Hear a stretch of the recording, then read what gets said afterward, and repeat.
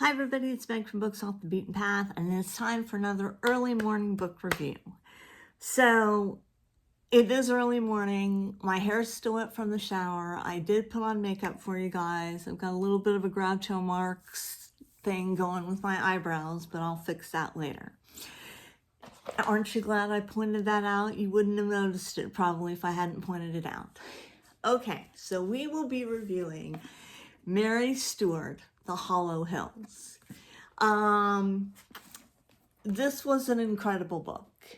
I am not an Arthurian legend person. It just isn't something that interests me. But this book was amazing. It was told from the point of view of Merlin, from when Uther and Igraine consummated their love, we'll put it like that, and the seed of Arthur was born. And so we follow that line of story up until Arthur is taken away. He's taken away as a baby and he's hidden away so that none of the enemies can get to him and everything like that.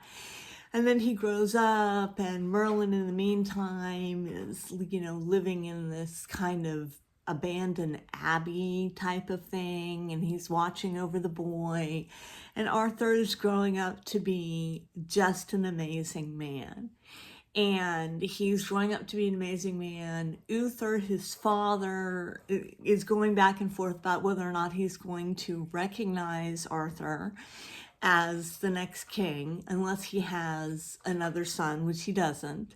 So he has to recognize Arthur. And then there's a battle scene, and I don't want to tell you the whole book, but the writing style, I love Mary Stewart, and I have a video on Mary Stewart, which hopefully I can remember where it is, and I'll post it up here. But this was so different from the writing that I'm used to with Mary Stewart that I almost would have thought it would have been written by someone else.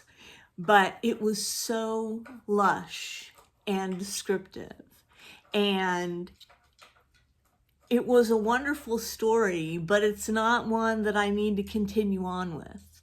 I mean, the whole idea of medieval life just doesn't appeal to me. You know those brother Caldiff mysteries or anything like that? Remember those? I never got into those, and medieval life is just not something that I'm into. But would I recommend you guys, if you guys are interested at all in Arthurian legends, then I would definitely recommend her series. My friend Michelle has read more of her series. I know there's the Crystal Cave and everything like that. I was a little shocked that Arthur lost his virginity at 14.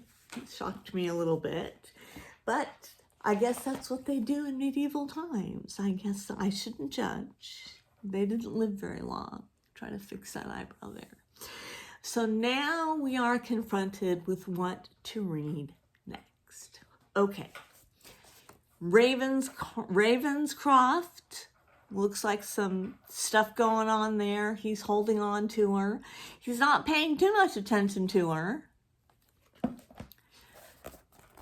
Silverwood, oh, that's a good cover. She's running. That's a good gothic. Of course, Mary Roberts Rhinehart's going to be at the top of the list. The Street of Seven Stairs. And then, I can't remember if I read this or not. Nago Marsh? Somebody will correct me on this. Death in a White Tie. And I have to tell you, I've just been having, I've been posting on my Olivet's library on the book that I'm writing. And you guys have been such great beta readers, and you've really helped me as far as looking at things that I haven't been looking at before and everything like that. But I think I'm going to stop that project. I think I am. Because writing is so hard.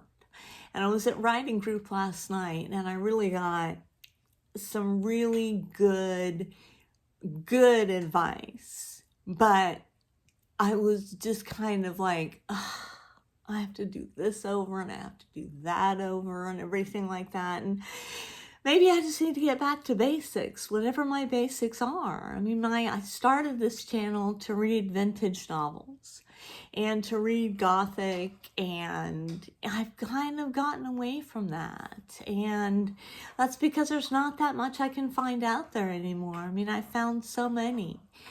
I do tags and I enjoy doing tags, but I don't know if I should do any more deep dives on things or if I should just kind of just tell you what I'm reading and let it be at that. I don't know. You guys have to tell me, what do you want to see? What do you want to see? What do you want to hear? You want to hear ghost stories? I've got some ghost stories, some Tulsa, Oklahoma ghost stories that are kind of fun. I've got my few vintage books left because I still haven't gone on a book run in a while. I've been on a no-buy for a while. I've got my floss tube stuff that I'm working very hard on that I love. But yeah, I meant to make this video just about the Hollow Hills, which again, 2 thumbs up. I gave it a 4 stars out of 5 on Goodreads and I loved it. And I love you guys so much that I'm looking for a little guidance. I think I've kind of gotten off track. And yeah, I think I've kind of gotten off track. So what is my track? I have to kind of think of that too. What is my track? Anyway, with all that being said, I'm going to go finish getting ready for work. And I want you guys to leave me in the comments what you think I should be focusing on this summer. Should I continue with the writing project and using you guys as my little guinea pigs? Should I get back to just reading my vintage and everything? Should I just kind of keep it simple and keep it on the same track? Should I bring in a few more little floss tube things? Should I completely change the way I do things? And if so, in what way? Thoughts. All of your thoughts. I want all of your thoughts because I'm feeling a little lost this Monday morning. Feeling a little lost. And I think part of that, and I do blame Mary Stewart for part of this, but you ever read a book and you're like, that was so beautiful.